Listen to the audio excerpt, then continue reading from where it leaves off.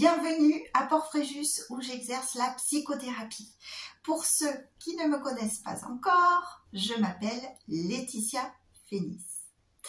Aujourd'hui, je vous propose d'aborder une problématique qui touche énormément d'individus et qui peut être très handicapante au quotidien, à savoir l'angoisse. Pas de panique. L'angoisse, nous allons la traiter en 2 vidéos, 2 parties. Dans cette vidéo, nous allons décortiquer qu'est-ce que l'angoisse et on va essayer de la dédramatiser, l'angoisse. Ce n'est pas une fatalité. Qu'est-ce qui déclenche une crise d'angoisse? Qu'est-ce qui se passe à l'intérieur de nous au moment où une crise d'angoisse se manifeste? Quels sont les ressentis et les conséquences au niveau corporel? Et dans une deuxième vidéo, je vous donnerai 7 techniques qui peuvent vous aider à contrer une crise d'angoisse éventuelle. Alors, est-ce que vous êtes prêts à reprendre le pouvoir sur l'angoisse? On prend une grande respiration. Ça va bien se passer, je vous le garantis. Alors, c'est parti. Et bien, pour la première partie, qu'est-ce que l'angoisse? Eh bien, on va essayer de schématiser tout ça en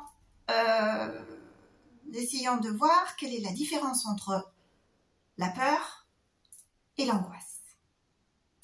La peur est une émotion qui est utile. Elle nous permet de rester en vie face à un danger réel.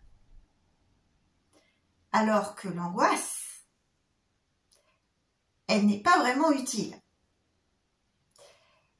L'angoisse ne répond pas à un danger réel. Il n'y a rien de réel à l'origine de l'angoisse. Je m'explique. Je me promène dans la forêt. Un ours sort de derrière des buissons. J'ai peur de l'ours. J'ai peur de l'ours. Il y a une source de danger qui est concrète, réelle, palpable, visuelle. Tous les éléments sont réunis pour que mon cerveau m'envoie l'information comme quoi je suis en danger imminent. Action, réaction. Danger imminent. J'ai une décision à prendre pour rester en vie. Qu'est-ce que je fais? Je fais la morte, je pars en courant. Qu'est-ce que je fais face à l'ours? Quand j'angoisse de 3 points de suspension. J'angoisse de quoi? Il n'y a pas d'ours. Et pourtant, je ne me sens pas bien. Et pourtant, je me sens en danger. Et pourtant, parfois, j'ai même l'impression que je vais mourir. Il n'y a pas de danger palpable. Je ne vois pas le danger, parce qu'il n'y a pas de danger. L'angoisse répond à des informations, des pensées complètement fictives que mon cerveau, qui est saturé par justement ces idées négatives, m'envoie. Or, comment m'en sortir face à un danger complètement irrationnel? Il n'y a pas d'issue. C'est le cercle vicieux. Je ne vois pas le danger et pourtant je le ressens. Donc je tourne en boucle entre vigilance qui tourne en hyper-vigilance